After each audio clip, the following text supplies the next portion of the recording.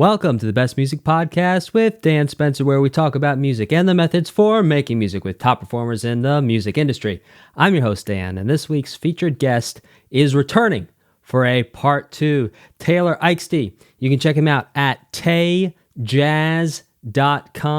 His new album, Tree Falls, is out now. Wherever you get your music, go check it out. Sparky is my favorite cut off the album. Taylor, how you doing today?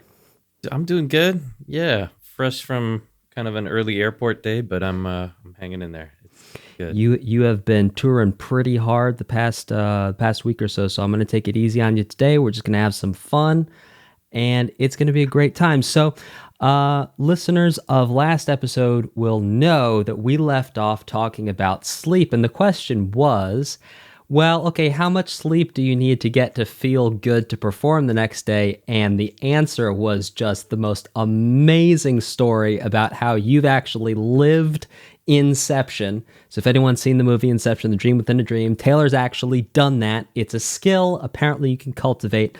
You can find out more by listening to our last episode. But I think we'll pick up today by saying, well, okay, we know about sleep. Now, have you ever used mindfulness or meditation to impact creativity? And if you're about to tell me a story about how you learned to levitate with Tibetan monks, I'm just going to have the best time ever. I wish. If that was the case, I would do that way more often. But I haven't gotten as into that for me personally as a lot of other people. I know it's something that can definitely help a lot of people, and I think I've kind of I've had to kind of find it in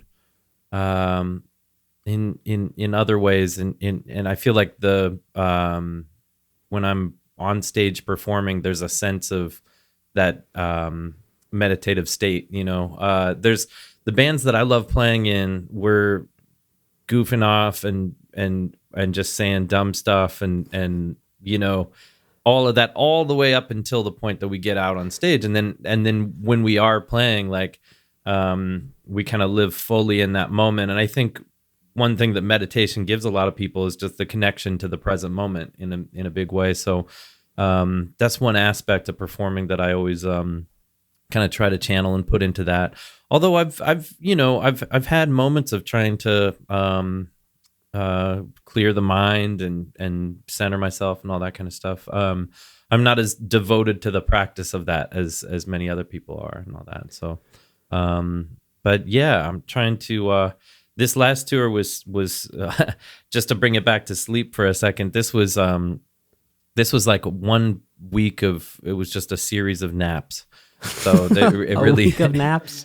Yeah, it felt. And actually, for Lisa too, she was saying that for whatever reason, you get so much. You're exhausted, but then you have this kind of residual energy after gigs sometimes that then makes it a little bit. Sometimes I'll get the most tired when I'm trying not to fall asleep, but when I'm actually in bed, then it's like, why isn't this working? So sometimes that can be solved to some degree by making up with for it through some naps, whenever I can fit them in and that sort of thing. But that was the only meditation I got on this particular trip was some naps. So when you say that you find it in other places in your life, is there any other sort of activity or arena that you live in where you find that sort of present moment clarity? Because I don't think there's a right way to meditate. It's not like you have to sit on a pillow and close your eyes. Like you can be playing and just be in the present moment, and that's ultimately what we're really talking about, right? It's like anxiety goes away, stress goes away, and you're just living completely present in that moment. So are there other areas besides performing where you find that? I don't know. I mean, I think that's probably for me the biggest area where that happens, just because I think that the process of in many ways, I think when you're meditating and you're focusing on your breathing and things like that, I think focusing on listening really hard to what's going on and keying into that, it forces all of those other distractions out in many ways. They still naturally seep in, just how, when you're meditating, no one, it's hard to do that kind of a thing perfectly, where ideas don't pop in or other ideas thoughts do and all pop in. that. Isn't that part of like perfect meditation? That the Right. ideas are there, but you sort of coexist with the ideas. Exactly. Yeah. So I guess that's the biggest area of my life where that sense of being really focused within that present moment happens, for sure. I mean, there's I'm trying to think of other situations maybe where that happens. There's different things that I do to blow off steam or things like that. For most of my life, a lot of that was filled with sports, and trying to get back into playing basketball again. And at times, I'll find a lot of usefulness out of going to a batting cage, and sometimes just clearing the head that way. This is really interesting that you bring this up, Taylor. My next question was actually going to be around exercise. I think it's very interesting that you're playing basketball, which for any musician who plays an instrument that involves digit movement, that's a little bit of a scary proposition, but you seem to be okay with it. Can you talk about your sort of mental positioning and psychological positioning around playing basketball? Well, I'm not out there getting a ton of rebounds. I'll say that. I'm more of I model myself after Steph Curry, so really just more of a outside shooter. Actually, I mean, growing up, it was always something that was really important to me. In 7th grade, I got the MVP one year on my team MVP, which I've always been. That's something I've always really just loved to do, playing basketball, or what I love a lot more is playing football. But sometimes it's harder to get a group of people together to do that. But I've noticed, like, on the road, especially, like, I've probably played pickup basketball in at least like 20 or 30 countries, just all over the place, with different random people or different people I'm on tour with and stuff. A lot of I travel with a lot of people who play basketball. So for a while, I guess I hadn't really been playing that often, but I just started again, and I'm trying to shake off the rust and kind of get it all back.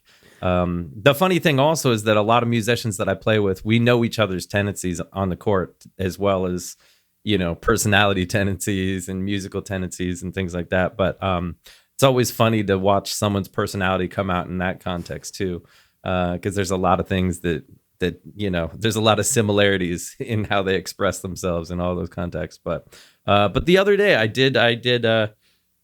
beat some random stranger 11-0.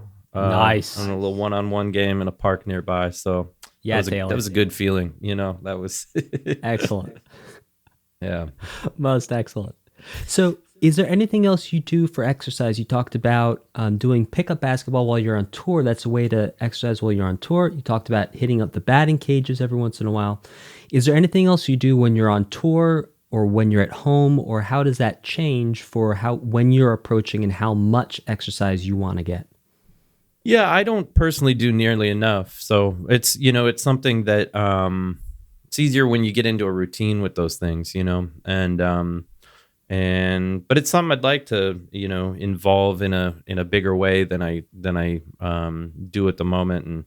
And throughout time and stuff, I travel with some people that sometimes are just some people that are really inspiring, where they don't need naps. They come in and they get to the hotel, go straight to the gym or whatever, like people who have already kind of instilled a routine for that and everything. And yeah, but it's, that's an area of my life that I've never mastered to the extent that I want to integrate that in a way, So right now, exercise just looks like when you want to have fun, when you want to blow off some steam, then it's a pickup game. If you have the energy on the road, then it's a pickup game. Otherwise, you're trying to get those 90-minute REM cycle naps. Yeah, I mean, sadly, I'll usually pick a nap over a workout. I don't know if that's sadly. That might be smartly. I'm not sure. I don't know. I mean, I think there's an element of I like to come off of a show feeling like I sweat through a shirt and just, really kind of left everything there. So there's some exercise in that respect that does happen then. But yeah, no, it's something that, I think we're all at different points and different cycles of how involved it is in our regular routine and things like that. So it's always changing. So I'm hoping that I'm going to have a lot of time at home in New York City in September and October, because I'm going to be a part of. I'm going to be playing in Terence Blanchard's opera that he's premiering at the Met, and but there's like a whole month of rehearsals and then a whole month of shows, and it's something that kind of locks me into being at home or being in town. And so hopefully with something like that, I can get into a little bit more, since I won't be traveling as much, I can get into a little bit more of a routine in that respect. That sounds like a really fun project, and I wish you the best of luck. And yeah, thanks. These opera people love to rehearse. I'm thinking like, can't we just do like one long sound check or something? I don't know why they got to have all these rehearsals, but I guess there's a lot of things, a lot of components to an opera. So yeah, it's the moving parts. It's like the music part gets. Have you ever done any music theater? Geez, not since I was like in middle school or that sort of a thing. So never as a professional. Right. So it's like you get the music together, and then the music's together, and then it's like they figure everything else out while the music's out. I mean, that's not entirely fair. Like they have the lighting and this, that, and the other, but there's a lot that goes on with that music, man. So showing up for those rehearsals and being there, just like, all right, let's do that one again. All right, let's do that. It's gonna get me into a nice routine, and I think I probably have to see if I have to wear a tuxedo or something. I got to figure out all of that, but man, it should be fun. That is going to be an exciting gig. So Taylor, do you define yourself as a musician, a human who plays music, or something else? Another great question. I think that I've never done anything else for a job my whole life, so on that level, because I mean, even in some of the depths of the lockdown quarantine of 2020, where the real like everyone's not leaving the house thing, you start questioning your purpose in different ways, and just kind of, I started thinking like, if I had to get a job, like what could I even do? Like, I feel like, I feel like I've enjoyed a lot of a reasonable amount of success and playing with great musicians and all this kind of stuff. But if I was to fill out a job application at McDonald's, I don't think I would get the job. I think it's just in terms of what is your previous experience? I'm like, I don't know. I've eaten it. Like I don't know what else I could really do. So in a way, it's just it is kind of an involved, attached part of my personality, being a musician. But I also don't think about music all throughout the day. I can go period, which I like it that way. To be able to kind of separate. Just trying to be in the moment wherever. So if I'm going to give as much to the present moment when I'm performing, then when I'm doing other things, I like to be present in that. And so probably more human than musician, but the musician part is for sure an ingrained. I can't get rid of that part. I mean, there was other, I think I probably brought up last time that there was other things that I've at one point had briefly thought about trying to do NFL in coaching. life. Yeah. But and I still think about things like that, but I don't walk around thinking of myself as a coach or a musician. As far as musically, in terms of how I prefer to be defined, it would be as a pianist and composer. I think that that's as specific as I usually like to be. So, Taylor, I think what you brought up is a really interesting question, which is that, as you started off your answer, you said, well, in terms of a job, definitely musician. And I think the question then becomes, okay, are you a human who does a job, or is the job you? And I think you've answered that to a degree, if I've understood correctly, that because you've been in the music game for so long, it feels like an integral part of you that just is part of your consciousness, part of your being, a filter with which you engage with the world. Yeah, it's especially given, within everything that happened in 2020 and all of those feelings of just uncertainty and questioning purpose, questioning kind of everything. The second these tours and all this kind of stuff came back over the last 3-4 months, I mean, I'm just like, I've been reconnecting with why I chose this life in the first place. I deeply love it. So it's something that I would always make the same decision if I could, to be a musician, just because it does kind of become a part of my identity. It's the thing in life that I'm good at,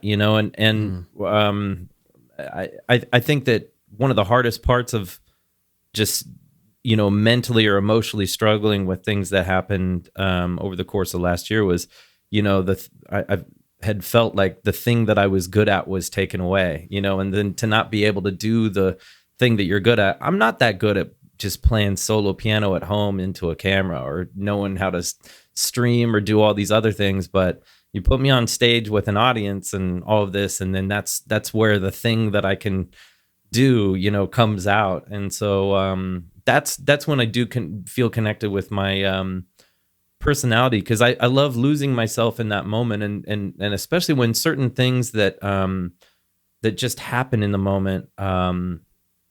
There's a lot of things that I can't explain sometimes, and the process that I engage in within that, in improvising and listening and reacting and all of that kind of stuff, a lot of it involves just letting certain things happen and finding a way to I did the commencement address at my high school's my old high school's graduation a few years ago. I didn't graduate high school a few years ago.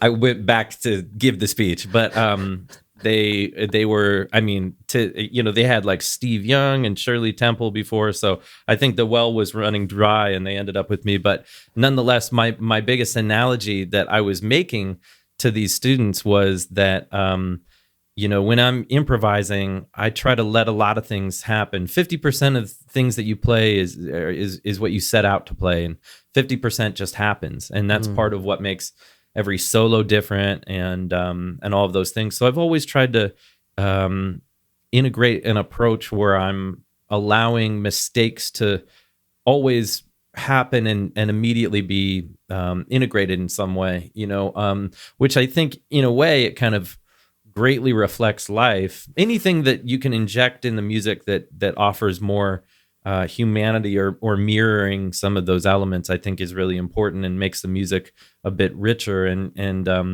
every single day, like today, I had a number of things on my to-do list, for instance, which was, wake up super early and then get on this flight and come out here, drive out there. And then I'm like, okay, I had a couple of errands that I had to run, all this kind of stuff. But, in the course of the day, then, I get a couple phone calls that then start to aggravate me, and I got to go do this other thing. And then something else happens. And then you get an email where you're like, oh, they moved the dates around of this thing. And then, geez, now I got to deal with that and something else. And maybe a good thing or two happens and you're like, oh, that's true. That's great. So allowing for that 50%, allowing for that space for knowing that things are going to happen and that those things don't always have to be considered mistakes. And if you approach them with the mentality of, when recording Tree Falls, for instance, in the 6 days of tracking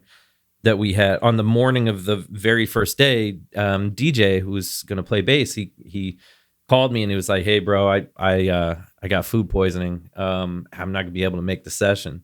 And this was at 4 a.m. on the morning of the first day of 6 days of tracking. And I had a gig in Maine and I was flying back to New York and I got that message. And so then I'm like, okay, so we're going to have to record the entire record with no bass and then add bass after, because I also didn't want to call anyone else. It was real specific to like I wanted the sound that DJ has, and so I you know, a part of me wanted to kind of go into panic mode, but a part of me was like, I need to look at this where just looking at the options that we have here, I need to make this the best thing that could have possibly happened, you know, and because that's the only option in that scenario. And DJ came in and laid all of the bass that you hear in the record. He laid that down about 3-4 weeks later. The silver lining to what happened was he had a chance to listen to the rough mixes for all of that time, and he poured over the details to such a degree that he came in 4 weeks later and knocked out one tune, one take. Second tune, one take. Third tune, one take. We were all like astonished. We've never seen anything like that, because to come in and he just knew all the nuances. He knew all of the things that we might have added or taken out of an arrangement and that sort of a thing. So it did end up at the end of the day, if you listen to the album, you know, until you get to the very last track where I make light of the whole situation, you know, you wouldn't know that DJ wasn't there for the live with us for the session, and that's why some things coming up like this, the album release show on the official album release show is finally happening on September 23rd, and DJ is going to be a part of that. So to be able to actually play this music in the same room with him at the same time, it's going to be amazingly fun. I think part of what kind of made me take this approach musically, like, you know, on the micro level, what happens in a solo and how to navigate and weave around mistakes or unexpected notes and find a way to involve that in the line, or you know, they're like little gifts where they're, you know, here's a new idea for you. If you just let yourself play enough that you make a mistake or something, there's a brand new idea, you know. But I think a lot of it comes from the fact that I've had to deal with a lot of people in my immediate family dying growing up, and processing that kind of stuff as a kid kind of enabled me to take the approach of, well, something just happened. It didn't not happen. I can't control the fact or change that it just happened. So now I have to live with the reality of what exists now, and try to absorb that and move on from that point, and try to and just try to work with the new reality and that sort of thing. And I'm not perfect in every aspect of life of being able to handle all sorts of different things that might come up, but at least musically, that's kind of where I try to channel some of that into the music, where I don't buy into the idea that there really could be a mistake in a way. There's always a way to, that being said, sure, there's stuff that sounds terrible, but you know, I try to accept anything that happens and then immediately try to use it and work with it and find a way that, that becomes the answer. In the words of one of my college professors, Bill Mooring, who's also been a guest on the podcast, he was like, if you play a wrong note, play it rhythmically, like make it rhythmically viable, and don't give anything away on your face, and no one will know. Yeah. Yeah. I mean, I always look like I'm about to like have like a devastatingly painful sneeze when I'm playing. So basically I just keep that same damn, you know, ugly, like just that kind of a face at all times, you know, and then it kind of like, then I can get away with whatever. So, you know. Well, ladies and gentlemen, you've heard of people making the guitar face before, but up until now, you have not heard of Taylor making his looking like he's about to have a devastating sneeze. That's the PG version of how it's been described to me by some people. But you know, it's one of those like bassists look so cool because they can get like this bass face, kind of stank face, and the little head movement with the groove. Yeah, and piano is just like I don't know. There's something less. You know, it's if I could play another instrument just for the look of it, that would be really great. But I'm too far along on this instrument, so I got to live with it. By the way, that sound you just made, was that in fact imparting the spirit and artistic intent of Keith Jarrett? Because I was getting a feeling. Well, you know, someone told me once, and of course this is played a game of telephone in the sense of I don't know the origin of this story and all of this, but someone I learned at one point that apparently Keith said that a lot of his noises and gestures and all of that come from kind of that it's a wrestling match with the piano to get it to sound like the human voice in a way. Ooh. So, like just things that, because when you hear the human voice can do things that you can't necessarily do in just an 88 key situation and things like that. But Keith has always been a real fascinating musician. I've always been a huge fan of him. It's really sad what the current state of things in terms of health wise and all that, where he's not able to perform and all of that. But I'm really lucky that I got a chance to see him perform a few different times in a solo context and also trio and all that. But he's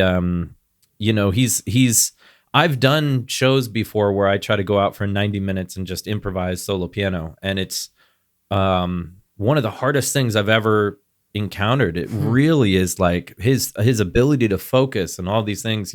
When he makes a big deal out of coughing and all these other things, like I started hearing things like you get 45 minutes in and you're like, oh, I got to get an idea from somewhere, because you got to have a sense of like, how long have I been playing? How is this story being shaped and all this kind of stuff? And you hear, eventually your ears are so tuned. If you're just straight improvising, your ears are just really tuned in to every little noise and everything around you and things like that. So, and I did hear a story of one of his engineers. They were mixing a solo record that he had done.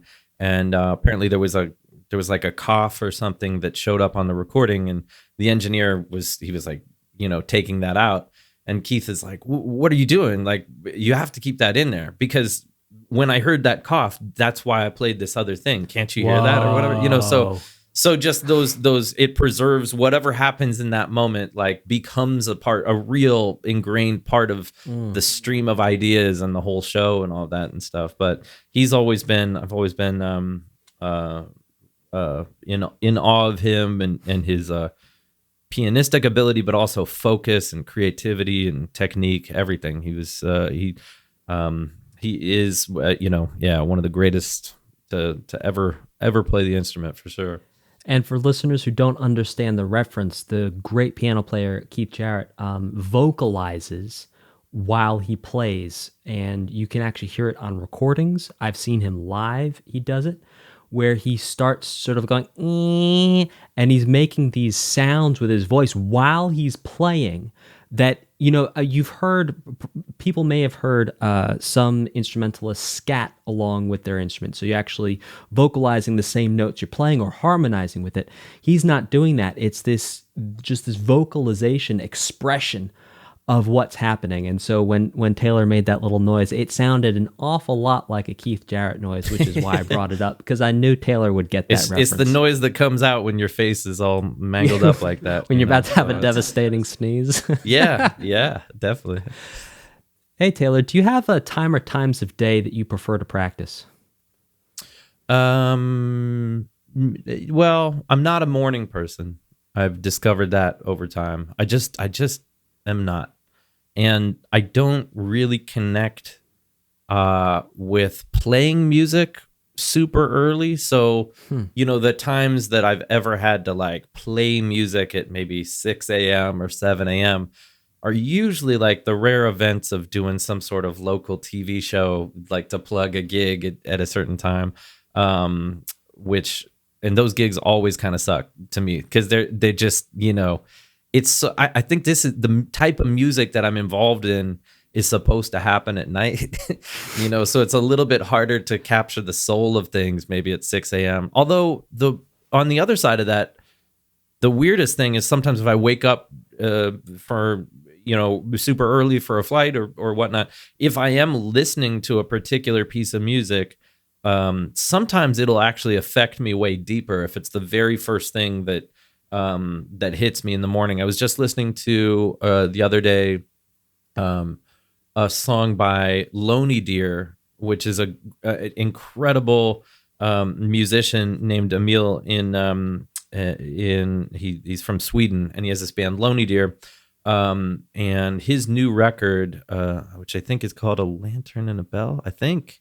But this song called Trifles, I was listening to that like super early in the morning, and it's just like, it's like the emotions are just really raw, because also if I'm like waking up from some weird dream and, you know, trying to like just figure out where I am and what I need to pack or whatever, and then I'm just kind of hit with these emotions that song caused, and it's a really, really incredible piece of music if anyone feels like checking that out. The song that I'm referring to is called Trifles, and I met him once years ago. I was doing a gig in Umeå, Sweden, maybe 10 years ago, 12 years ago even, with Gretchen Parlato, and we were there, and Alan Hampton was playing bass, and he saw this guy Emil in the lobby and stuff, and he's like, oh my god, Emil, he was like such a huge fan then of Lonely Deer. And I had just been talking to the guy, like I had no idea and everything. And then I'm like, oh man. So we started this conversation in the lobby, and we hung out a bit and all this. And Emil gave me a couple of his albums. And I remember that night, it was Umeå, Sweden is a pretty cold place. And I think it's fairly northern. And but it was snowing, and I the room I had was like on the 5th floor of this hotel, and you could open the window all of the way and kind of walk from there onto this roof. So in the middle of the night, I took my laptop out and sat in the snow on the roof just like at 3-4 in the morning. I listened to all of those different albums, like just back to back, that he gave me, and it was one of the most powerful memories that I ever have. Actually, is just sitting on this roof with my laptop in the snow, listening to the music of Lonely Deer, and just like, it was the right setting too. It was just like feeling all the snow and the darkness and everything. It was awesome. But those moments of like early in the morning, sometimes music can really hit you. I just don't like making it when I'm up that early.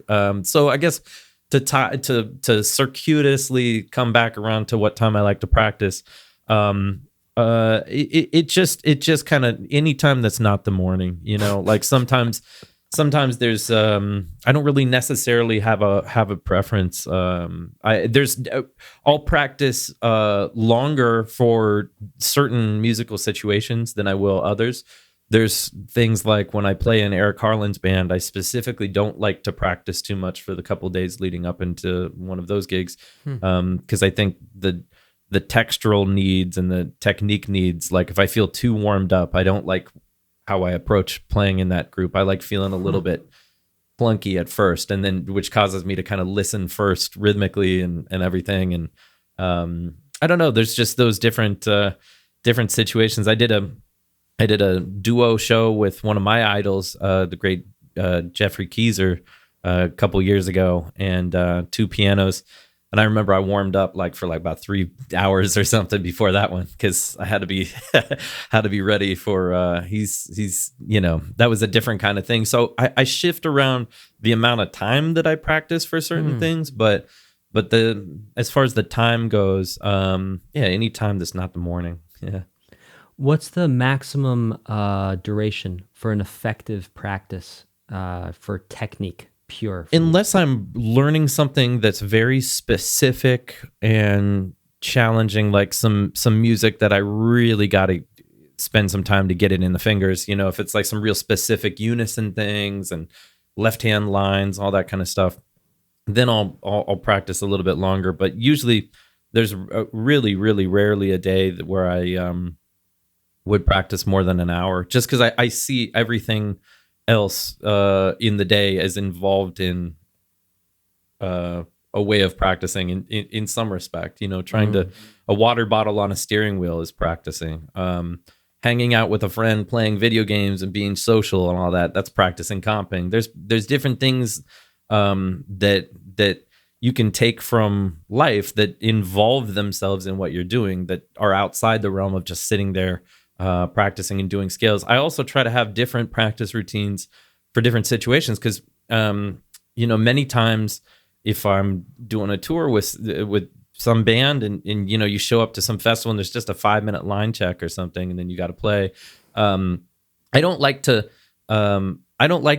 I don't like to make it so that my comfort zone is when I've had a full practice and feel really warmed up. I've had to kind of make it so that my comfort zone is not really feeling warmed up. And so that involves also like having a 5-minute routine, a 15-minute routine, half an hour. It just depends on how much time I get. You know, if I'm in a sound check and you know, the drummer is tuning the toms and all this kind of stuff, the guitar player is probably setting up like 40 effects pedals. Come on, you know, now. like all of the Come on now, 45. 45, yeah, well, you know, at least. But all of these other things are happening that I'm usually like, yeah, can I check the piano monitor? No, not yet. Okay, cool. So it's just I never. I'm always the last one that they get around to in whatever sound check and stuff. Like especially when there's load in times, like I don't have to load anything in. I'm just loading myself in, and you know I come in, I scoot the bench around, I get the monitor cool, and that's it. But those situations, I can't sit there like doing loud scales while all those other things are going on. So I've had to adapt to making that the comfort zone where I like just going into it. Even these last 3 dates, I was doing duo shows with Lisa Fisher, and other than a couple sound checks that we got, but even then I wasn't really getting a full practice routine in and stuff. I was just kind of the second day in Atlanta, for instance, like we didn't have any sound check because we had done it the day before. And my practice routine was this. This is what ends up being the practice routine sometimes, which is just standing next to the stage, get some blood flowing in the fingers, and then I'm good to go. And for our listeners on audio, could you describe what you just did? Yeah, I raised my hands into the air and shook them like around. You just don't care. Yeah. Yep. That's pretty much exactly it. I mean, anything you can just get your body a little loose, that sort of thing. But, you know, if I have like a full practice routine in some of those situations, like that's great, you know, and if I'm playing a solo piano, I do like to have a longer practice session just because there's so many roles and things to cover when you're playing solo piano and all of that. But if I'm all it takes is just one other musician to be there. And then I'm like, I always feel instantly more comfortable than solo at any. Solo piano is the loneliest art form. And, I like doing it occasionally, but you know, I think 2020 really made me, you know, not like playing solo piano too much, especially because when we were stuck at home, I was just playing on that same instrument. You know, like one of the things I've always taken for granted is I'm always traveling around playing in different places, but I'm playing on a variety of different pianos, and most of the time, 85% of the time, I'd say I get a really good one, you know, but there's definitely those 15%, but nonetheless, I'm playing all these other kind of interesting pianos, and they all have a different personality to them. And just playing on the same one at home, like I would never bring that around to gigs if I had the option. You know, it's just that I know the sound of it too well, you know, and that's the grand piano I have at home is the same one that I've had since I was 13. I got it as a 13th birthday present, and so I could pick that piano out of a lineup really, really easily. It's a good piano, but it's not. My favorite pianos are the ones that I get to, you know, explore something new and just engage with a new personality and all that. So, yeah. So before we talk about exploring different pianos, I'm really curious, what exactly are you practicing with a water bottle and a steering wheel? Oh, polyrhythms, you know, or just right, things like, where you might be listening to something and trying a rhythm out over that, you know, that sort of a thing. I mean, the other thing is too that we're naturally very, very polyrhythmic organisms. You know, we walk down the street where our heartbeat is going in one tempo, we're breathing in another tempo, we're thinking in another tempo. We might be on the phone with someone who's talking in a different tempo. You know, there's all sorts of different things that are going on where the human body can handle a lot of different rhythms all together at the same time. And which also is another thing that where that I get into with a lot of students sometimes with trying to find ways to kind of have a dichotomy of something that's straight down the middle on a grid, and then being able to push and pull against the grid, because it inserts some humanity into the music, you know, makes it more like the human voice and things like that. So But yeah, water bottle on a steering wheel. I'm just, from the standpoint of rhythmic things, I've gotten so much out of over the years practicing finger drums and like on a keyboard, with the different sounds that are in there, or sequencing drums that way, and trying to, there's ways that you can directly take rhythms that you might be playing in that context, and and then those rhythms are inside your fingers then that you can use for a lot of different in a lot of different circumstances. So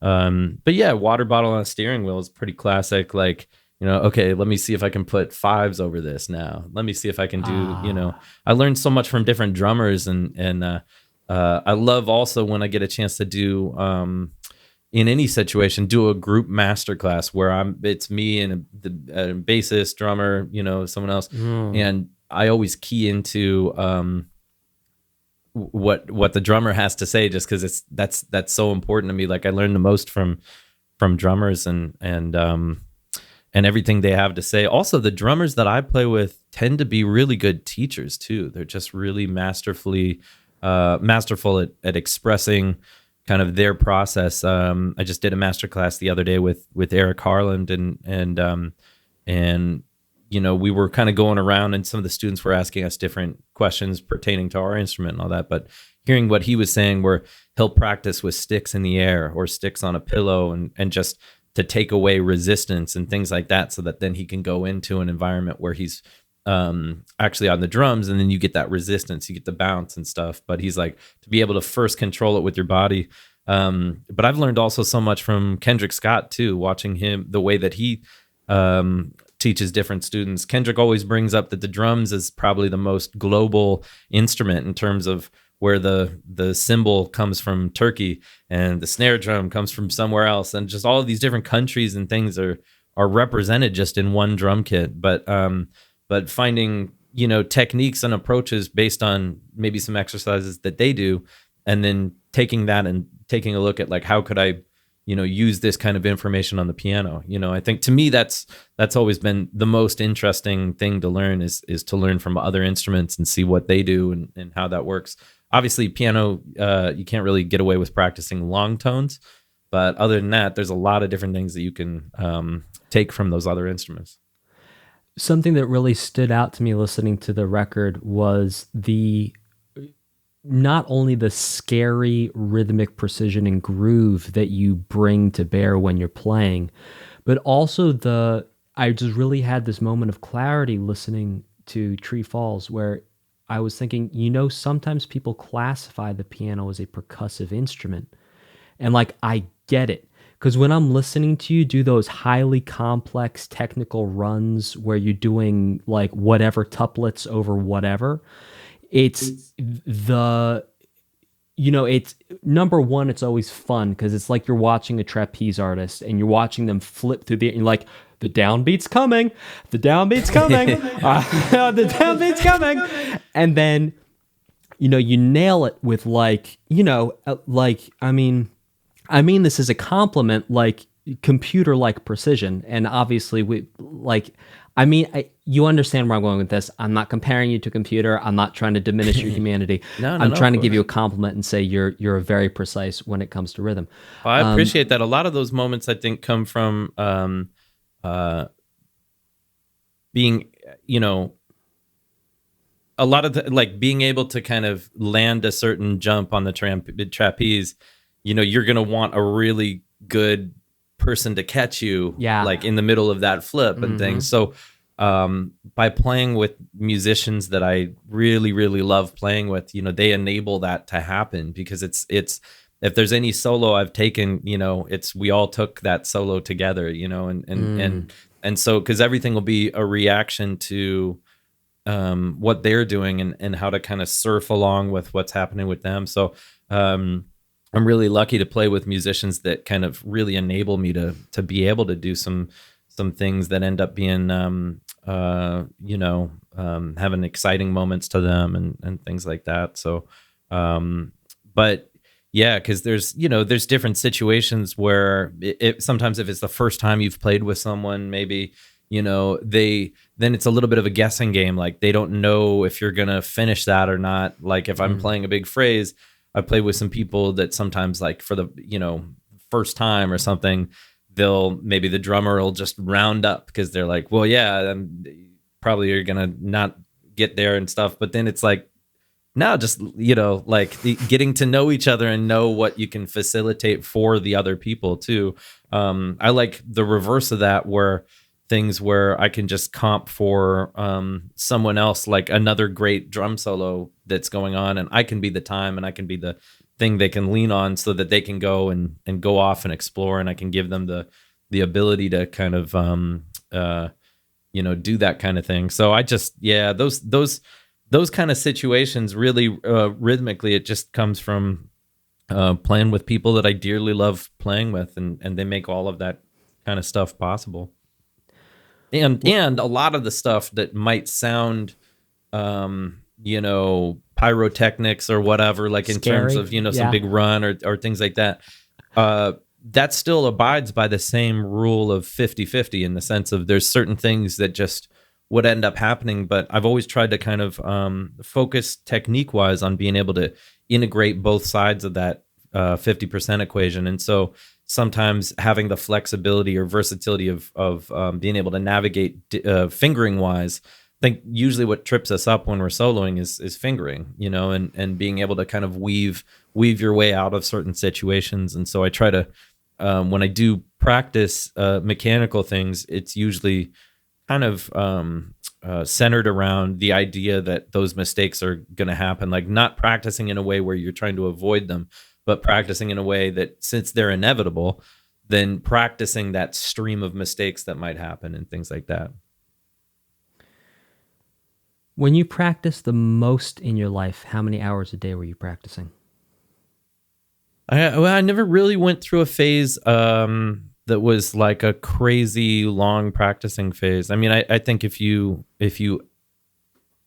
averaged out all of the days of my life, well, I don't know if there'd be a real even way to do that in the sense of I wasn't like traveling all the time when I was 17, 18 and things like that, but just, yeah, I mean, there's things like when I've had to play something with an orchestra that's really technically challenging, like a Cacciatorian concerto. I remember I had to probably work on that 2 to 3 hours a day for a little stretch of time. But that or anytime an orchestra asked me to relearn Rhapsody in Blue, I got to put some time into that, because there's some things that really benefit from just repetition, in terms of just getting into the fingers and stuff. Once something's in the muscle memory before, it's fairly easy to reactivate it somewhat quickly. But, that usually will involve, like if I had to play Rhapsody in Blue the day after tomorrow with an orchestra, I'm relatively confident I could get it back in my fingers. It just would be like, I'd have to spend about 3-4 hours, both of those days leading up to it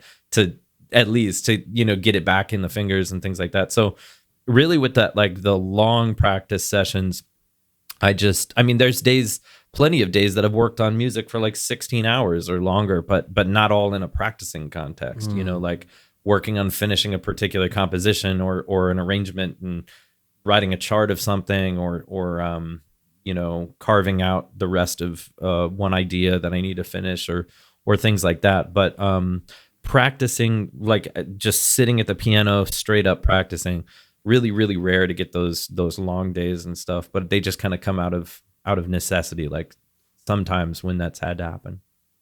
I want to highlight something you said in the last question I asked you that I didn't highlight, and that is you said you were practicing for the times when you make a mistake. And I think that's so important, that you're not practicing to make a mistake, but you're practicing with the understanding that as a human being, mistakes are inevitable. It doesn't matter who you are, you're going to make a mistake, but you're setting up a framework and a system for yourself where when that mistake happens, you have escape routes, you have a parachute, you have an escape hatch, you have different methods and different tools. And I think that's such a smart thing to do. Yeah, that's kind of at the center of everything that I teach too, which is just kind of enabling yourself to have the physical capability to maneuver no matter kind of what ends up happening, because it's always going to be something that's a little bit out of your control and a little bit in your control every time you go out to play. So I've always viewed that as the most effective approach to being able to kind of combine those worlds. And there's specific exercises too that I like to get into that really help with that. But they enable me to at least be able to stay in the present moment even more, in the sense of I don't learn licks or specific things that are worked out and regurgitating that while you're playing. Like, I like to make anything that I play come from the present moment. I want it to be a reaction to that. If it's even if it's a reaction to space itself, or a reaction by not playing because that's a reaction to something. Everything is, it's always going to be a reaction first, and something that stays in that present moment. I'll always do a better job playing a tune just fresh, approaching it fresh, where like I'm asked to play some tune and kind of coming up with an arrangement in the moment. I'm always going to be better at doing that than trying to play some arrangement that I've like worked out and that sort of thing. It's just not the way that I operate. That's more of a classical approach, and but it really helps me to be able to stay in the present moment. Also, all those other things, like in terms of nerves and everything else that kicks in the moment. Although I don't really usually get nervous when I'm playing. I'll be situationally nervous if I'm like extra distracted by something. There was a time where I got to play at the Kennedy Center on this show that was NPR's Christmas show, and it was 4 or 5 solo piano players. The late Ellis Marsalis, the late Jerry Allen. Geez, I can't believe that 2 out of these 4 people are no longer with us, but Jason Moran and myself. And NPR was wanting us to do like, one set where we each play 2 tunes, and then they had a late show where we were going to go out and do the same thing, so that they could edit, whatever the, pick the best of the 2 takes of either. And it happened to be the day after Dave Brubeck died, and Dave was like a grandpa figure in my life, and just one of my, I was really heartbroken. Just I'd been thinking about him a lot, and I was kind of distracted, and then also kind of like the nerves of the whole situation of like, oh wow, like this is kind of like a cool big gig and all of this, and so I couldn't shake this like more than usual feeling of nervousness during that show or leading up to it and things. And so what I decided to do was I said, the 2 songs that I'm going to play, I'm going to do them completely differently in the first show and in the second show. And I'm not going to determine the key that I'm going to play the tune or the time signature until I'm sitting on the bench, like ready to play.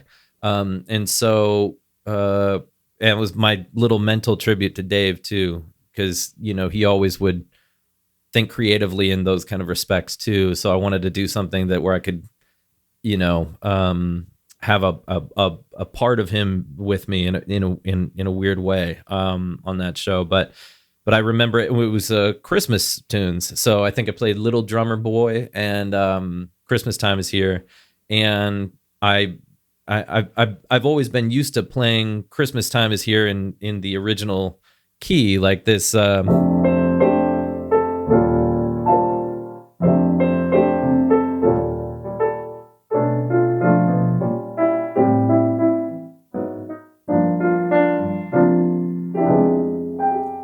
We've all funky, like heard nice. that kind of that tune. It's Lee Mendelson, Vince Guaraldi, like it's a great tune. And but the bridge, I'm so used to, goes to, and it in that moment, I think I tried it first in B, and maybe I was like, okay, I'll do this in like 6/8 or 3/4 in B. Okay.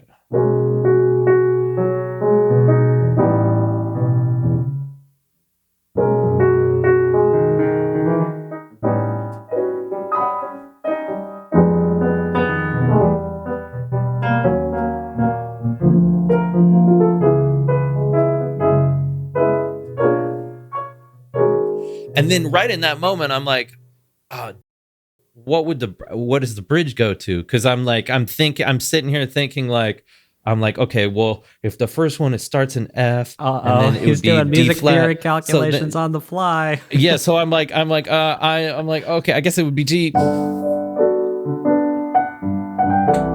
But in that moment where I'm having to compute those things, and then I'm also entertained by the fact that I'm like, oh, I really like it in this key, and this tempo feels cool. This is cool. At that moment, I'm no longer thinking about the nervousness, anything else. I've effectively trying to distract myself with what's going on that I need a little puzzle to solve in the moment, And so that was one thing that I've done that kind of like immediately eased my nerves of a situation, because if you give yourself a situation where you got to transpose a bridge and stay in a certain different time signature, there's just not enough brain cells to also think about how nervous you are and that sort of a thing. So, but that was one moment in particular that I remember kind of like doing something that was specific to make sure that I stay completely in the present moment. Wow. I've got a quick question for you, Taylor, and it's okay if you don't want to answer this, but do you have any non-instrument specific exercises around preparing for mistakes that you do? No, they're all instrument specific. Yeah. Okay. There's different exercises that you could do on kind of any instrument and stuff, but okay, it kind of could you gets share into one of those with us?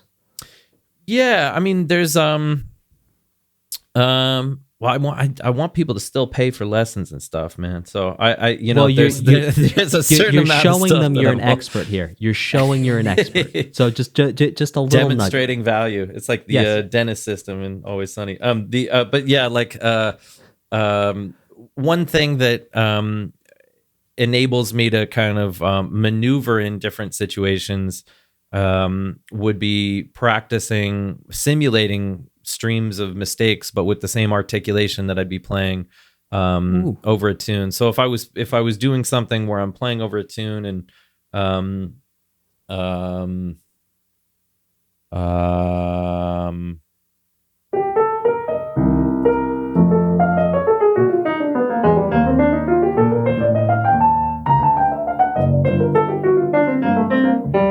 if I'm just playing a stream of eighth notes and things like that, okay. I'll also at the same time as the two things that I'll do in every practice routine that would be even if I only have 5 minutes is I'm going to play major scales with alternating accents, not starting on one and ending on one, because I treat it like a 7-note tonality because it can be used as wherever on the piano. So an A major scale for me would be.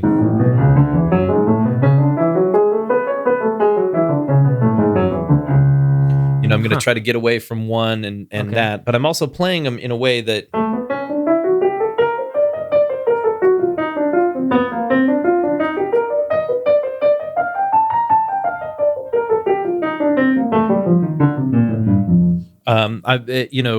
being inspired by Bill Walsh over the years, the great 49er coach, he would always have the Niners practicing. I might have brought this up last time, where he would have the 49ers, when he took over, he would make sure that everything is coming from football moves.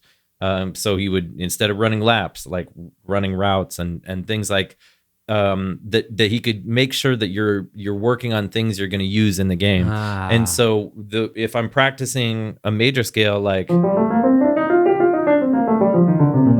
I just told my body to play a little bit more like that when I'm playing a line of any kind.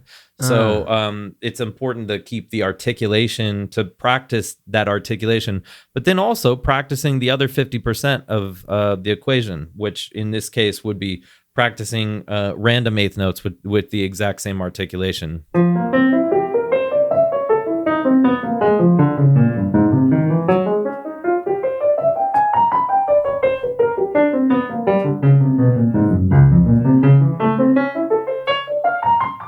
And I kind of think of it as a geographic exercise in the sense of I just try to think directionally, think in one line, and try different shapes out and things like that. The idea isn't to get better at playing random things. The idea is that if I can maintain the same articulation and rhythmic fluidity within a line, when random events happen, which they're inevitably going to happen, then pairing that with the other 50% of the equation is the things that I set out to play.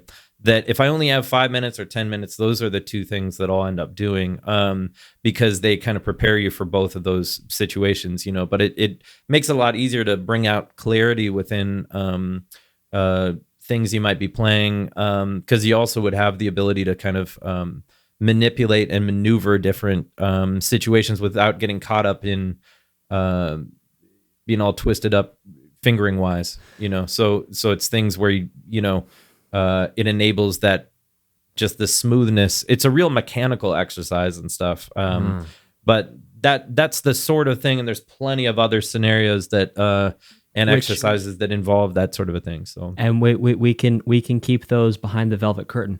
Thank you so much for those behind the paywall.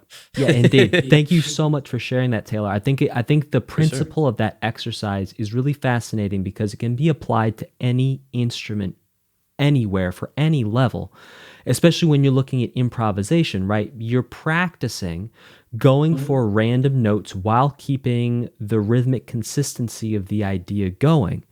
And if you can keep the rhythmic idea going and you can keep that flow, the ba-ga-ga-ga-ga-ga-ga-ga thing that you were doing, and then whatever note happens next, it's okay. And then you create on top. I mean, there's so many layers to that exercise, but then on top of that, you also have the sort of perpetual eighth notes exercise where you're forcing your body to keep going to the next thing, and there's no, you can't stop and think. It's just like it has to go. It has to be automatic. I think right, and it's it's definitely just one of a lot of different things that I work on and give to other people to work on and things, and but it's something that I think helps a lot of fluidity. I would never want to hear or play a solo that's entirely comprised of just eighth notes and stuff. It'd be tremendously boring. But when that texture is needed and called for, then I want my fingers to know that they have a lot of options available. And that, the other thing about that, by kind of practicing the freer side of that equation, is it makes sure that there's no patterns. I try to get away from having patterns involved in anything that I'm doing. I always think about this one stupid example of, I was playing at a jam session in Germany like 15 years ago or something. And there was, I just remember we were playing a rhythm changes tune. It would have been at 4 a.m. And the trio that I was playing with, we had someone sit in, some saxophone player sat in the middle of the night. And it was just some rhythm changes tune. So the changes being, the changes of I Got Rhythm for any non jazz musician listeners. But there's always this, the bridge.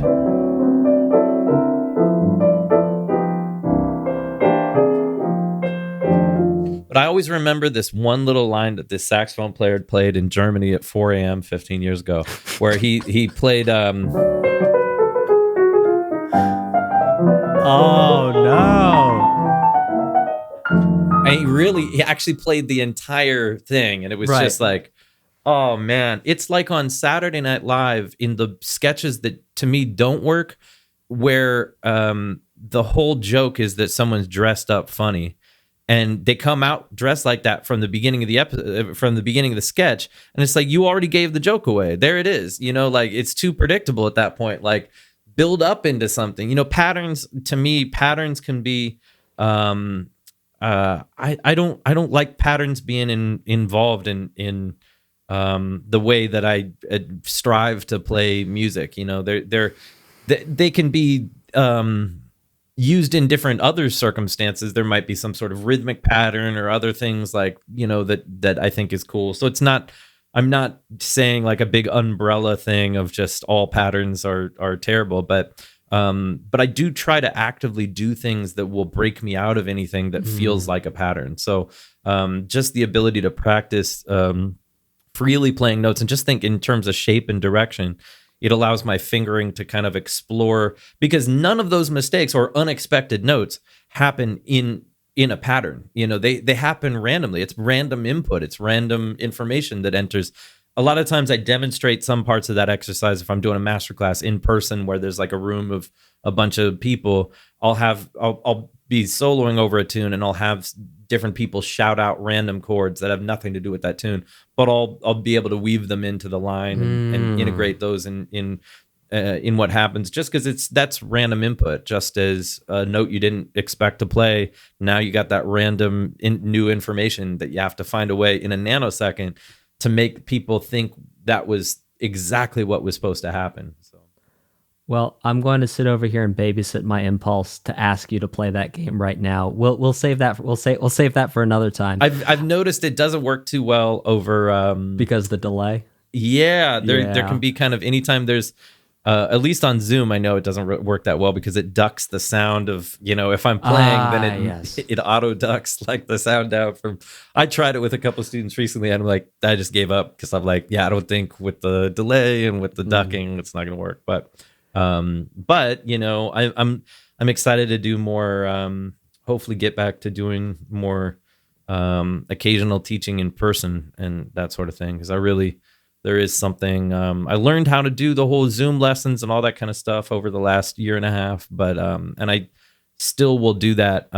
Usually I pick like just a couple days out of the month where I'll book some different lessons or master classes, that kind of a thing. I don't like doing it too often, but I do enjoy it when it happens in the moment. But it's nothing like being in person. It's just there's something, I don't know. There's something special about it where I can be more disarming towards someone who, if there's someone that comes in and they're really nervous, and I can tell that because I'm looking at their left foot and they're stamping down on the soft pedal the whole time, and I know that they're nervous. They're only doing that because they're nervous, and can find ways to just like in person. Sometimes there's some interactions that just it can be a lot easier, or you can like observe different things differently and all that. But yeah, I'm especially I've been this would have been my 25th year in a row at Stanford Jazz Workshop this year, and I did teach a couple of classes on their virtual workshop that they had this year, but I'm excited for hopefully that in particular to return to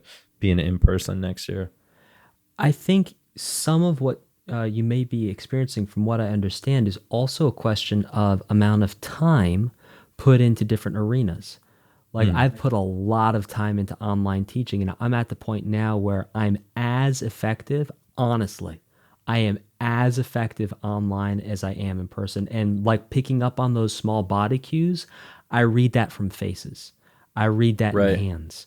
Yeah. Like I think a lot of it too is like, okay, 1 year of Zoom teaching for most folks versus a lifetime of in-person teaching where you're able to get those body language inputs from the entire body. You're able to feel the room. You're able to, all those chemical things that you're not conscious of, that everyone's emitting chemicals and pheromones and stress hormones and things like that. Right. That you can pick up on that in the room, Yeah. It's so funny because I do one of the things that one workshop or masterclass that I do periodically is this thing called speed composition, and it's always really, really fun. And when I've done it a couple times recently, actually, I did it once for Stanford Jazz a few weeks ago, and then this university that's in Russia, I did a version there too. But basically, in a very small time frame, I take a series of specific suggestions from the audience and from the students and listeners, and within that small time frame, I'll create an entire composition from beginning to end that has a full structure and all this kind of stuff, and it'll have lyrics and everything else. But it's real frantic. I usually like to down a couple Red Bulls right before, but the first time I ever did this workshop was at Stanford, and it was in a room of about 200 kids that were sitting there, and I had 25 minutes. We did one day where we tried out this kind of experimental format where we did kind of like almost small TED Talks. Like everyone had 25 minutes to do a little presentation. And so I just remember just injecting myself with as much Red Bull as humanly possible. And I went out there, and in 25 minutes, I was having taking all sorts of suggestions in the room and physically running onto this chalkboard and putting them down and getting sentences from these kids where, you know, the sillier the better. I'm just using the sentence to create lyrics and phrasing that will give us a melody and all this kind of stuff. But I remember being so frantic but running around, but we had a full entire quite involved tune in 25 minutes. But I remember the feeling of being in that room, and then I played through the tune at the very end. We finished on time, and the room gave me a standing ovation. And I'm like, I had never had more fun giving a masterclass in my entire life than that situation. Now when I do it, it's I have to use like 1, 2, 3, 4 different cameras and angles and all of this kind of stuff, and I have to be able to simulate. It's a real complex setup I have to get into in this particular room in order to make it work, where there's like a camera on the sheet of music that we're working on, there's a separate camera on the suggestions list, there's a camera on me, then I'm also using green screen or blue screen to put myself in a little corner so that I can, you know, it's a real complicated thing. Wow. That basically just a big room with the chalkboard solves everything. So, you know, there's so many times that, like, God, it's doable. Things are doable. It just, there's obviously it's just for me it's more fun in person and usually quite a bit easier. So I think there's certain things that we could all agree on are better in person. I think something we can all objectively agree on is jamming. Mm-hmm. Like, yeah, I think there's solutions out there. Shout out to Jason Camilio at Berkeley, who's all up in Jamulus and really up to date on that stuff and getting people to play within a 500 radius of each other, like a 30 millisecond delay. Right. There's Jack Tripp, like, and Dan Tepfer has made that work really well with being able to do duets and that sort of thing with people. Oh, cool. And I also just recently went down to I did this sound test thing where everyone had been in New York, but it was with Lisa Fisher. Her and her guitarist stayed in New York at a theater there. I flew down to Nashville with her drummer, Thierry, and then Richie Goods, the bassist, he got sent out to DC, and they were testing some brand new technology that they have. And it was interesting. You know, it's just I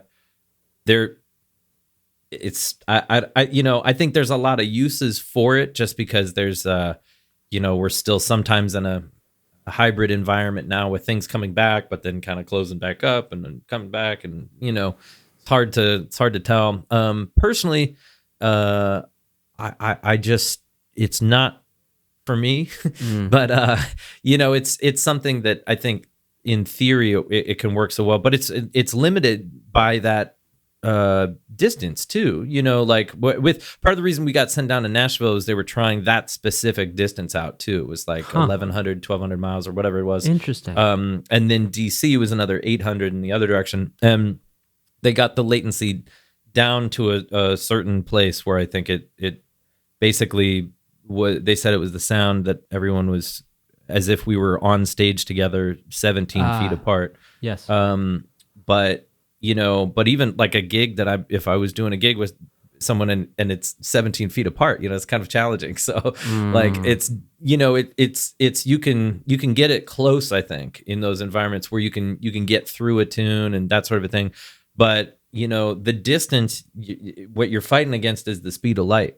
So, yes. That plays into it. It's weird that we're like, the speed of light limits our ability to truly be able to like play with as many nuances with people in real time, who are separated by a distance. But, I don't know. It just, I think it was really impressive, like how they were able to do that and, all that. But I still it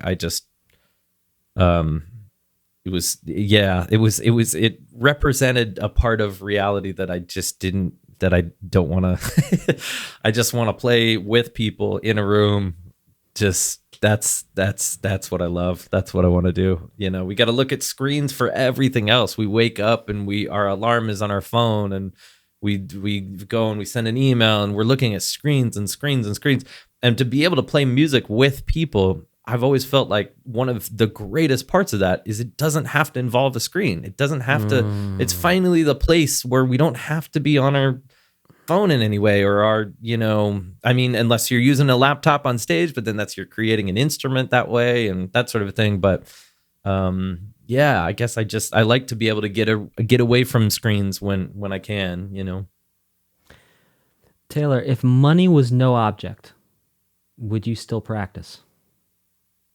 Oh yeah. I mean, there's things about practicing that are, that make you able to play things better. So no, but hang on. You've got $2 billion in a bank account. Are you still going to practice? If I'm still doing gigs, I mean, shoot, $2 billion. Are you still doing gigs if you've got $2 billion? No, I probably would, but I would probably just, I would probably pay for a lot of marketing and stuff. I would just, if I had $2 billion, I would, I would try to help the world and all that kind of stuff, maybe use some of it for like, good things, humanitarian things. But I would probably also try to just like, market my community of musicians so that we could play in like arenas and stuff on a regular basis. So, gigs would be involved. So practicing, if there's playing at all, practicing would have to be involved too. It's a part of, but that's such an interesting way that you phrase that question. Cause, yeah, I would love to have $2 billion. Yeah. That would be fantastic. So. Yeah. It'd be nice. Yeah. Have you ever injured yourself making music? Yeah. Usually all at the club Blues Alley in DC. I don't know why, but I have a bizarre track record there of every time I've played there, I've injured myself somehow. And I don't know why it is, but there is I just have always gotten unlucky. I've slammed my head on the lid of the piano in the middle of a tune. I've fallen off the bench. I've done but it always happened at that club, and I loved that club. I think they might have been.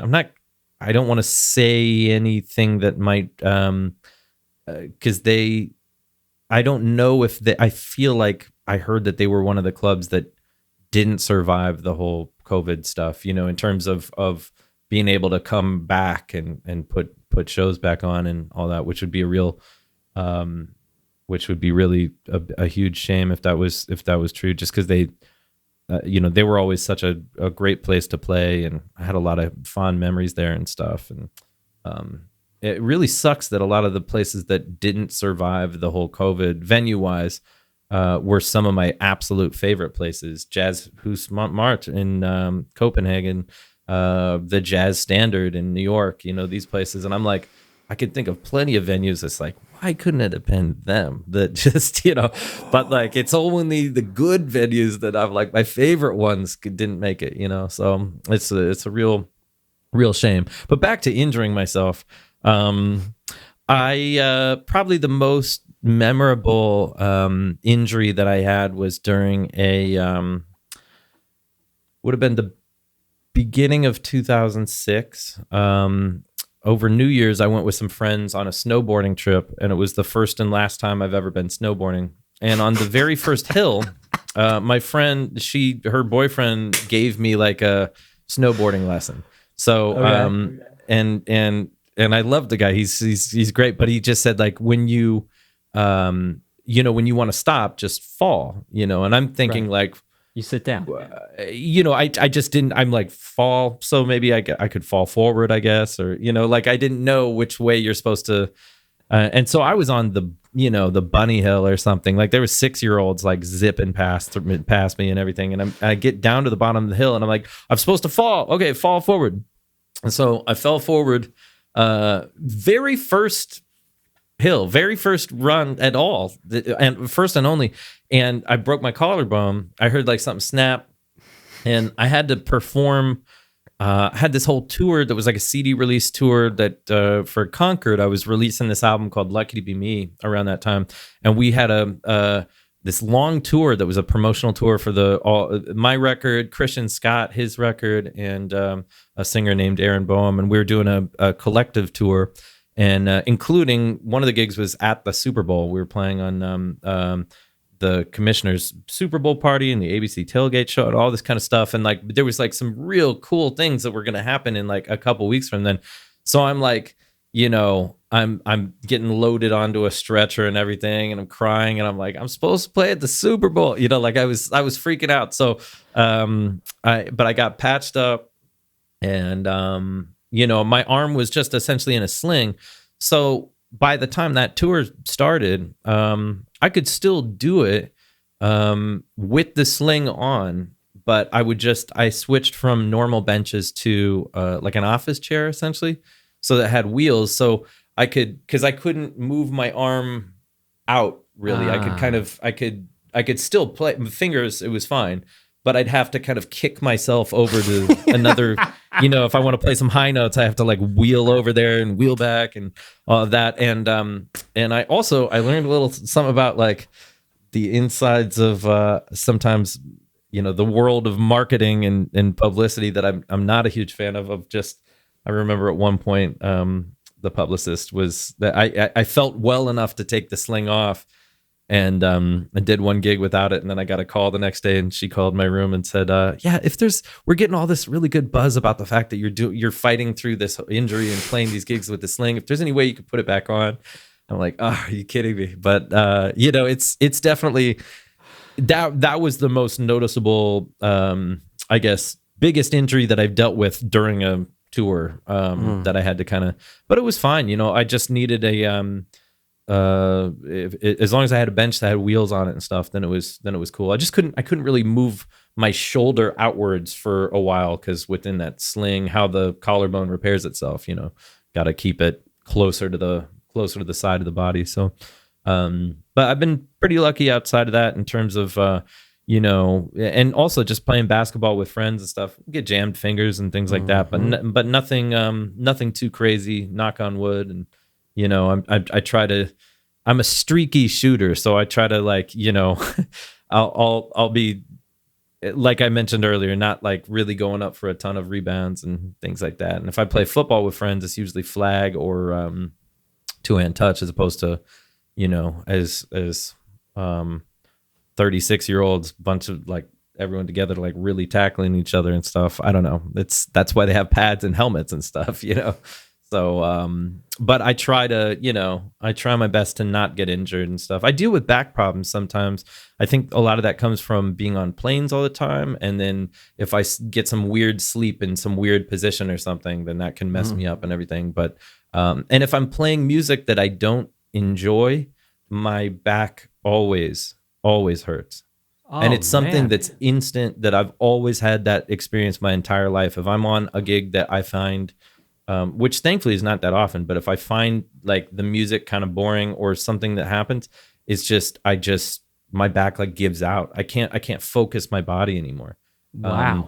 But if I stay mentally engaged in the music and I'm really, in the moment and enjoying things and all that kind of stuff, it's like my posture will find a way to straighten things out. Like it doesn't affect me as much. So that's wild. Yeah, it's a really bizarre thing that I've never fully understood why that happens. But if there's a gig where I'm like, usually I'm really selective. So like I'm lucky to vast majority of the time, 99% of the time, it's I'll be enjoying it, but like the occasional once in a blue moon gigs that aren't that fun, it's just like pain rockets up my back and it just gives out. It's really weird. Wow.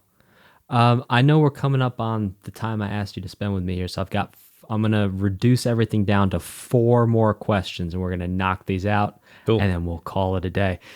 Taylor, have you ever experienced burnout from specifically too much time spent on music? Yep. Okay. How long did it last for? What did you do to recover? There's the only solution sometimes is trying to get away from music for a while, like how long? There's been times where I'll go 2 weeks without listening to any music or touching a piano or that sort of thing, just to kind of cleanse the palate. I also sometimes I generally like the way that I play after about a week or two off, at least initially. Like I I start making different decisions than Yes. I normally would. So it breaks me from tendencies, and plus also not, I'm not one of those people that regularly listens to music just for just straight enjoyment purposes. A lot of it is like I'll be listening to something I'm working on or music that I have to learn for something. It takes on those kind of roles, and so especially given that, like in periods of time off, just getting away from music in general and just listening to comedy or sports or other things, like it just I have to do that sometimes. And different situations, yeah, I've definitely had moments of just feeling really, really burnt from different things, and but nothing that really, to the point of where I was like I really wanted to full on quit or anything.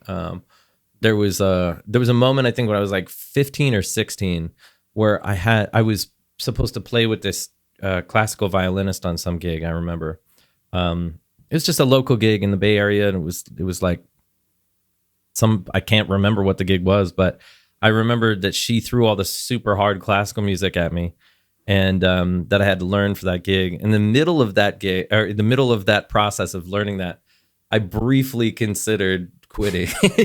It was like the one moment in my life that I can actually go back and say, like, yeah, for like 30 minutes, I thought I was just going to quit music because I was like, this is just a pain in the ass. I don't want to learn this. Like, I don't want to, this is not fun. It's not, what am I doing? I want to be outside playing football. Like, there's just different things that's the only time where I ever like got close to that mentality of hanging it up. But as far as just general burnout, now it's like, since it's happened before any number of times, I don't freak out when it happens and stuff. I just kind of roll with it, be like, look, I know I'm not gonna, one of my greatest friends is Gerald Clayton, who's a really, really great pianist, and he was I remember him saying to someone not too long ago that it's just kind of like, trying to go with whenever the spirit moves you. If you have the ideas, if you have the inspiration, then that's great. Then take it and run with it. If it's 2 a.m., keep playing while that's there. Cause it's fleeting sometimes when the muse or like the general stream of ideas come in. And sometimes it's a little out of your control. It's harder to force that, in a way. But so sometimes just like being like, yeah, if it's not there, I'm not feeling it, then I just try to get away from it a little bit. And but what always brings me back into it is the live experience of playing with other musicians that I really like a lot. That always will bring me right back, and I won't feel burnt anymore. But if I have to play a bunch of solo piano stuff in a row, that's a higher burnt chance for sure. But and I actually did a really fun solo gig the other day at SF Jazz. That was one of the first solo gigs that I've done in a long time that I actually really enjoyed.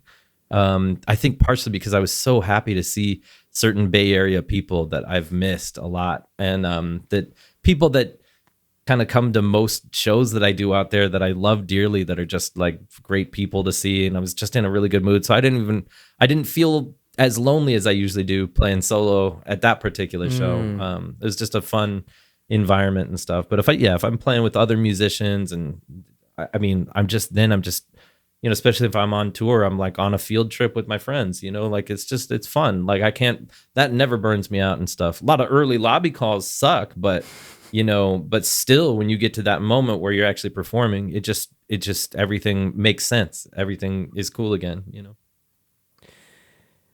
When you get inspired with an idea, what does it feel like? What's the physical sensation? Do you feel it like it's a download? Do you feel an upwelling? What do you feel when you get inspired? Kind of depends on what the idea might be. I'll get the most excited if I've solved a puzzle. If there's something I'm working on that is just missing something specific, and if that idea pops in, it's exhilarating. And when that idea pops in, Taylor, what does that feel like when that idea pops in? It's just this feeling where I can kind of hear something, understand something.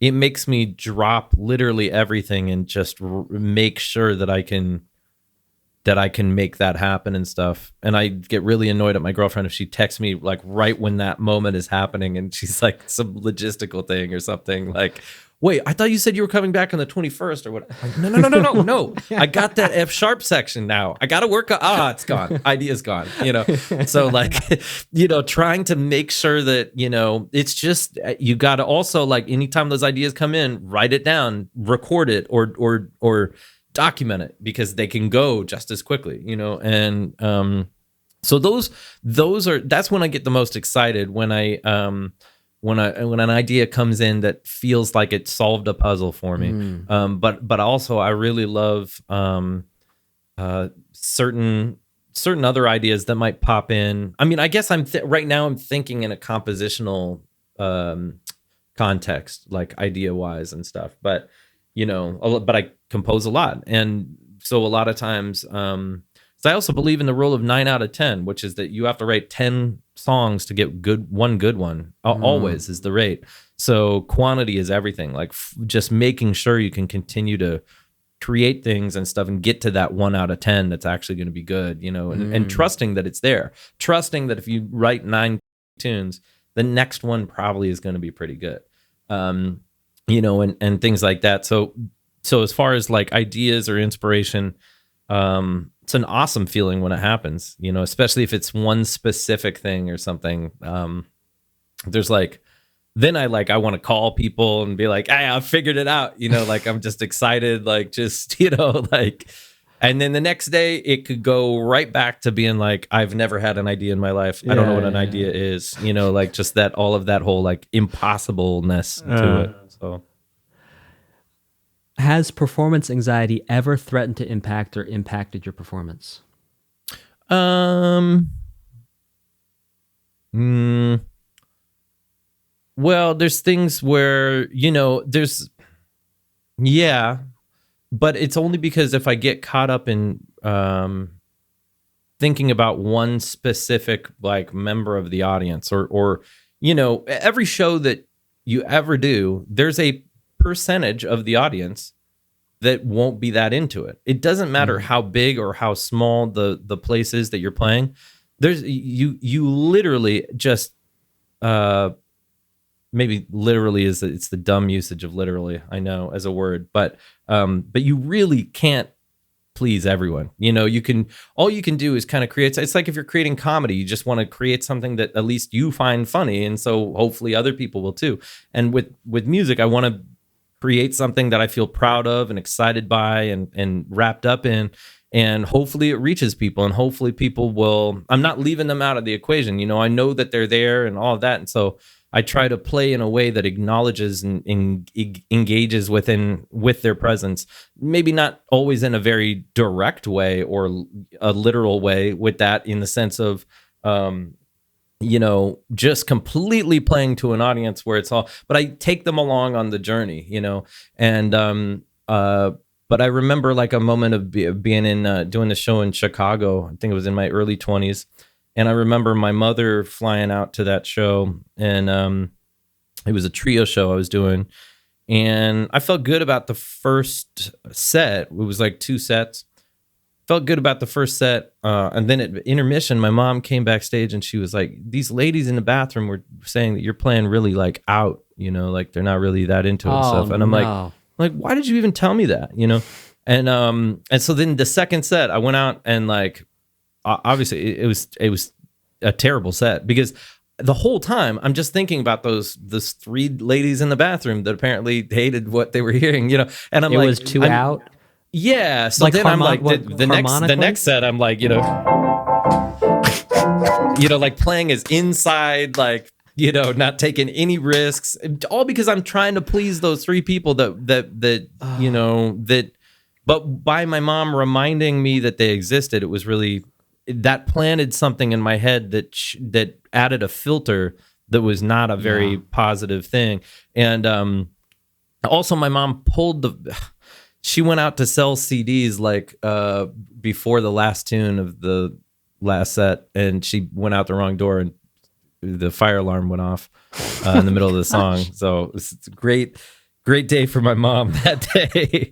But But my mom right now is in an assisted living facility and all that, and she can't come to any more shows anymore ever again. So I'm still I'm thankful for those moments, even as awkward as they were at the time and stuff, just to have those kind of memories and stuff. But yeah, if I get caught up in thinking about one thing, or I remember doing a trio show at Smalls a couple years ago, and one of my heroes, Brad Meldow, came to both sets, and he was sitting right at the front of the bar the whole time, so it was impossible to not notice him there and stuff, and so I caught myself in this thought process of like, I would play something, and I'm like, what does Brad think of that?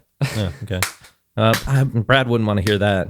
I'll play this other phrase, but that's a little too Braddy. I don't want him to think that I'm just trying to play so just, it's hard to like, and I think everyone has experienced that in different circumstances and situations where you get caught up in thinking of like, you're trying to experience the present moment through the lens of someone else, and then thinking about like, well, what would they, it's like when you send a text to someone and then you let it go, and then you come back to it and you reread the text that you sent. Like how would they receive this text in their mind? Like things like that. There's always a way of just like, if you let something be in the present moment and let it live and die in the present moment, then that's the most organic way. Then you can't let those anxieties in because you're on to the next moment. That moment has already ceased to exist. If you look up at the moon, it's like there's a whatever it is, the 8-second delay or something, I think, in terms of how you're looking at an image of the past. So yes.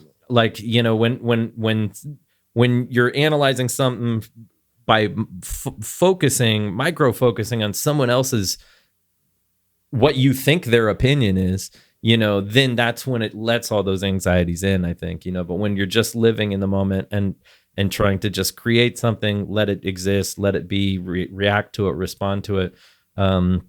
That's a much healthier mentality, I think, in those situations. But for me, performance anxiety is just caused by focusing too much on specific personalities.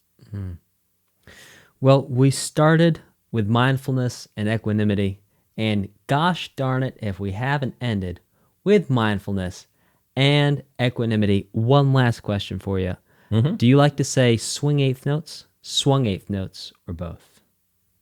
Well, I try the way that I approach eighth notes is a little bit more of a straight eighth note with an accent that's kind of laid back.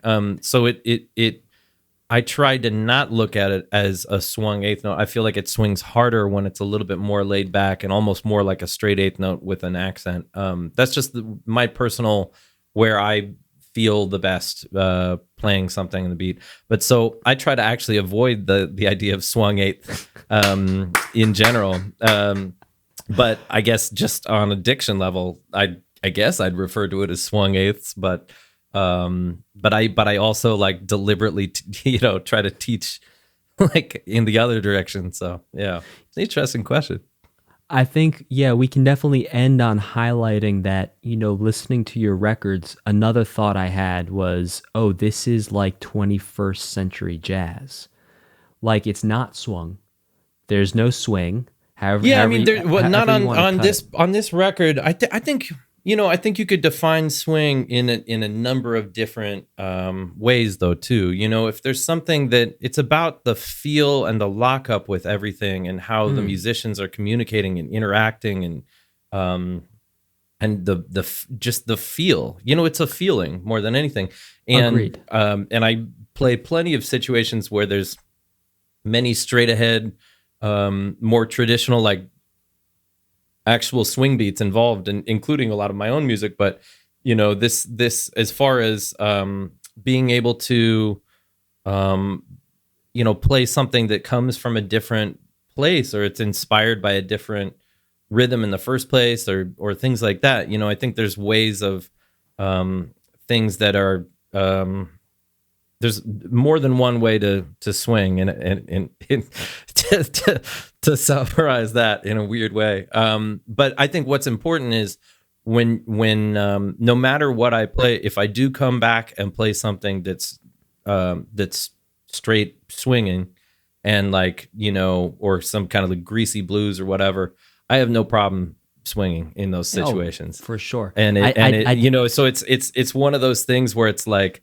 there's purists, or there's certain people that truly what they love the most is the traditional sound of American the music that we associate as jazz and stuff. Like there's people that are more drawn to the traditional sound of that, and then there's people who are not as drawn to the traditional sound, or they came from that and studied that and learned how to love that, but then also their heart is in another place, in terms of another branch of the music and another stylistic thing. So there's no really right or wrong way to interact with that. It just has to do with it. Have you made this feel good?